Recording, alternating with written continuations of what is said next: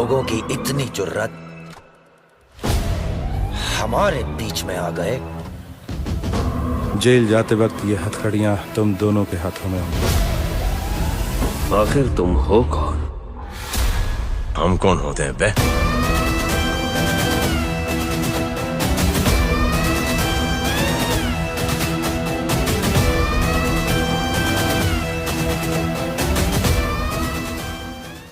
किसने की है आखिर फाइल की चोरी? कौन है एजेंट अजय? क्या राज जानता है अयंगर को?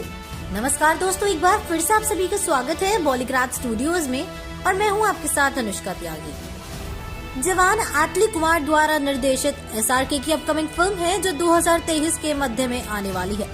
फिल्म में आपको कई किरदार देखने को मिलेंगे दोस्तों, जो सीक्रेट एजेंसी की तह तक हमें ले जाने का काम करेंगे।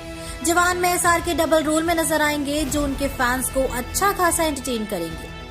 तो पिछले वीडियो में हमने देखा कि कैसे शिवा यानी कि एसआरके डबल रोल में अपने पिता और अंकल अजय यानी विजय सेतुपति के बारे में लक्ष्मी यानी दीपिका पादुकोण को बताता है। शिवा के अनुसार अजय ने रॉ में कुछ साल सर्विसिंग देने के बाद अपने पोस्ट से सिर्फ इसलिए रेजिग्नेशन दे दिया क्योंकि उसे चंद्रशेखर यानी अमिताभ बच्चन द्वारा किए जा रहे पार्शालिटी से परेशानी थी। शिवा के अनुसार जब उसके अंकल ने रॉ को छोड़ा तो उसके बाद चंद्रशेखर को खबर मिली थी कि उसके अंकल बहुत बड़े क्रिमिनल बन चुके हैं जो रॉ की सिक्योरिटी के लिए खतरा साबित हो सकते हैं, और इसी वजह से रॉ ने अजय के भाई राजवर्धन यानी एसआरके का सहारा लिया ताकि वो अजय को मार सके। अब ये कहानी दोस्तों यहाँ से आगे बढ़ती है।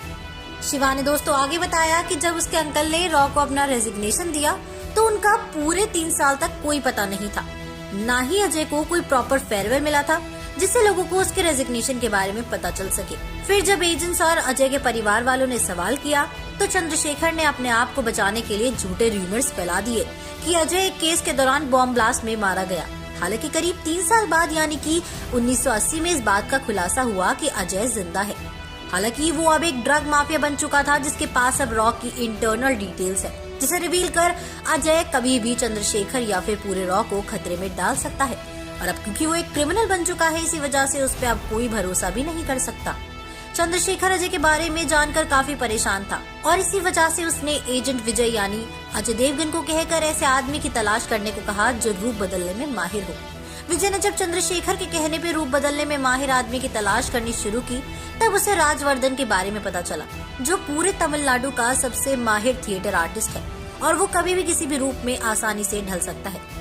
विजय राज को सीधे चंद्रशेखर के पास ले गया, जहाँ पे राज का नाम जानने के बाद चंद्रशेखर समझ चुका था कि राज कोई और नहीं बल्कि अजय का ही भाई है। हालांकि ये जानते हुए भी चंद्रशेखर ने राज को एक ऐसे केस पे भेजा और वो था डॉन अयंगर यानी विजय सेतुपति का पता लगाना। लोगों का मानना था कि डॉन अयंगर मर चुका है, पर चंद्रशेखर को इस बात पे शक था और इसी वजह से वो एक अच्छे एजेंट को इस केस पे भेजना चाहता था जो डॉन का पता लगा सके। राज, जिसे इस बात का पता नहीं था कि अयंगर कोई और नहीं बल्कि उसका भाई अजय है, वो इस केस पे चंद्रशेखर के कहने पे निकल पड़ता है। हालांकि जब उसे केस के दौरान इस बात का पता चलता है कि उसका भाई जिंदा है और वो अयंगर है, तब राज काफी ज्यादा हैरान हो जाता है। शिवा उसके आगे बताता है कि उसके बाद उसके अंकल और राज का क्या हुआ ये किसी को नहीं पता। हालांकि कुछ महीनों बाद यही पता चला कि अयंगर यानी कि अजय को देशद्रोही घोषित कर दिया गया है। वहीं राज को अजय की मदद के आरोप में फंसा दिया गया था। तो दर्शकों, आपको क्या लगता था? क्या था 1980 का पूरा मामला? क्यों राज को फंसाया गया? आखिर कहाँ है राज? क्या वो सच में मर गया है?